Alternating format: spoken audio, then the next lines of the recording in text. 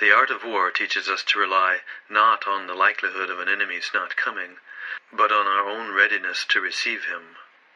Not on the chance of his not attacking, but rather on the fact that we have made our position unassailable. Another reoccurring theme in Sun Tzu's teachings. Your first task is to make your position unassailable. Then, if your enemy does attack, your victory is assured. Chapter 6 marks the beginning of Part 2 of the tutorial, where you'll apply what you've learned in Part 1 as we investigate target hands. Chapter 6 is about the highest of our target hands, the full house. I'll first review the hole cards and milestones useful in making a full house, then I'll discuss how to defend your full house. You'll typically make a target hand by flopping one of its milestones. The full house can flop 2 playable milestones, 2 pair and trips. Starting with a pocket pair, you'll flop 2 pair 16% of the time. That's once in 6 attempts. And you'll flop trips 12% of the time, or once in 8 attempts. If the game is loose enough to justify trying to make a full house from 2 pair, then when holding a pocket pair, your probability of flopping a legitimate partial target hand is 28%, which implies a break-even point of between 3 and 4. But if you can't count on at least 6 players being in the hand after the flop, your chances of flopping trips is just 12%, implying a break-even point of 8. Therefore, starting with a pocket pair, a rock is justified in paying to see the flop only in moderately loose games. Unpaired hole cards have only a very slight chance of flopping one of these milestones. As we'll see later, they are much better for making straights. But as for making a full house, they're almost completely useless. Poker isn't only about offense. You also need to defend your hand. This most often takes the form of betting aggressively when you think you're holding the winning hand, but becoming much less aggressive when the board suggests that that's no longer the case. If you are always aware of the best hand possible, known as the absolute nut hand, then you will know how close your hand is to being unbeatable. However, recall that we said you can ignore quads and straight flushes, so if you have the nut full house, I suggest that you treat it as though you had the absolute nuts. The number of times you'll lose will be minor compared to the times you win. Finally, looking just within your target hand, if you are always aware of which other full houses can exist, you'll know how many other players might have a better full house than yours. You shouldn't have any trouble determining whether you have the nut full house, but as you'll see, knowing where you stand when your full house is not the nuts can be tricky. In general, the greater the number of possible higher full houses, the greater the probability is that you are beat. So you need to be aware of all the other possible full houses that can simultaneously exist for the current board configuration, also called the board texture. The first thing to note is that the board must show at least 1 pair or trips for a full house to even be possible. Second, if the board shows 3 of a kind rather than a pair, there are significantly more chances that someone has made a full house. This chart shows the maximum number of full houses and quads that can simultaneously occur for each board texture. For example, the case where the board shows 2 pair plus a single unpaired card is represented by the second column from the left. Anytime the board shows this texture, it is possible for 5 players to have made a full house, and for 2 players to have made quads, or some combination of these 2. Note that the maximum number of full houses can occur when the board shows trips. And finally, please note that this chart does not reflect the possible card permutations that will make a full house or quads, but the number that can simultaneously exist for a given board texture.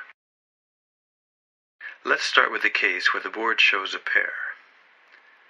This is pattern AABCD. We'll represent this pattern with 4, 4, 7, 10, king. Clearly, anyone holding a 7, 4, 10, 4, or king 4 has made a full house. But because there are only 2 remaining 4s, there are a maximum of 2 such players. and anyone holding pocket sevens, pocket tens, or pocket kings has made an even higher full house. There are a maximum of 3 such players. Because these groups don't overlap, we have a maximum of 5 full houses that can simultaneously exist. Also note, as an aside, that if anyone holds pocket fours, they will have made quads. Now let's talk about how a rock defends this hand. Assume that he holds a 7-4. When the flop comes 4-4-7, it gives him a full house. If seated in early position, he would come out betting. But if a latter player raises, he will simply call. At this point, everything hinges on seeing the turn card.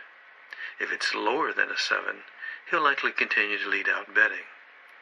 And if the river is also lower than a 7, the rock will become extremely aggressive. But for the board texture currently under discussion, 4-4-7-10 king, when he sees the 10 on the turn, the rock will likely check, allowing some later player to take the lead, and the king on the river will be even more bad news. The rock will still assume that he has a calling hand, but his low confidence level will keep all his aggressive tendencies in check. Another factor in his thinking will be how many opponents are still in the hand on the turn. With only one opponent, he will likely be more aggressive than if there are, say, 5 opponents. Now let's look at pattern AABBC, or 2 pair plus an unpaired card. We'll represent this texture with 4-4-7-7-10. Now anyone holding a single 4 or 7 has made a full house, as well as anyone with pocket 10s. So there are a total of 5 possible full houses that could simultaneously exist for this board texture. And of course anyone holding pocket 4s or pocket 7s will have made quads. There's a maximum of 2 such hands. How does the rock defend this hand? If he holds a 4, he realizes that his full house is at the idiot end. That is, he holds the lowest possible full house for this board texture. So his confidence level will be extremely low. Will the rock fold? Perhaps. He may want to conserve his chips for when he knows he's the favorite to win. But even if he doesn't fold, he will likely just call at the showdown, assuming that other players don't start raising excessively. But he most certainly won't raise at the showdown. But what if the rock holds a 7? If he stays in the hand long enough to see the turn card, he'll likely become very aggressive. But that will be short-lived. The 10 on the river will be a sobering sight for the rock. At that point, he'll likely go back to considering his hand to be a calling hand. Now we'll examine the third pattern, AAABB, or trips plus a pair. We'll represent this pattern with 4-4-4-7-7. In addition to the board's full house, anyone holding a single 7 has made a higher full house. There are a maximum of 2 such players. But now, all the pocket pairs will also have made a full house, and there are a maximum of 22 such hands. So the total number of possible full houses, 25, now exceeds the number of players at the table. Clearly, we have the potential for many players to have made full houses. And unless the rock can beat the board's full house, he will seriously question whether he even has a calling hand. Finally, let's look at the pattern AAABC, or trips and 2 unpaired cards. We'll represent this pattern as 4-4-4-7-10. Now, anyone holding a 7 or a 10 has made a full house. Furthermore, all the players who have pocket pairs have also made a full house. Excluding 7s and 10s, there are a maximum of 20 such pocket pairs. So the total number of possible full houses, 26, again exceeds the number of players at the table. Of course, anyone holding a 4 will have made quads. There can be a maximum of only 1 such hand. Unless the rock holds at least 4s full of 10s, he's unlikely to risk his chips on this hand, and even if he does, he knows that pocket jacks or better will have him beat.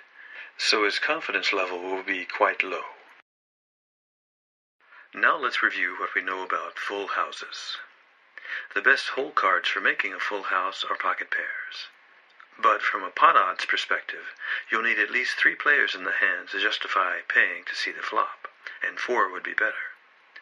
The number of threats coming from higher full houses depends on the texture of the community cards. The more pairs and trips showing on the board, the greater the number of full houses that could theoretically exist.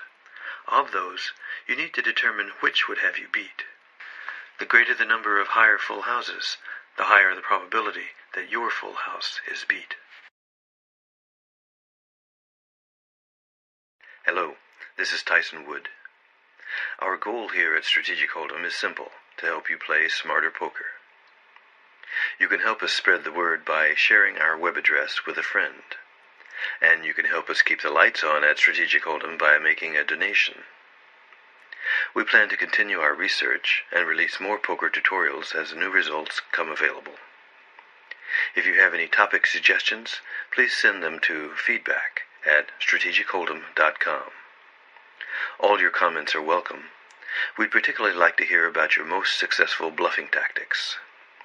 On behalf of the entire team at Strategic Hold'em, good luck and good hunting.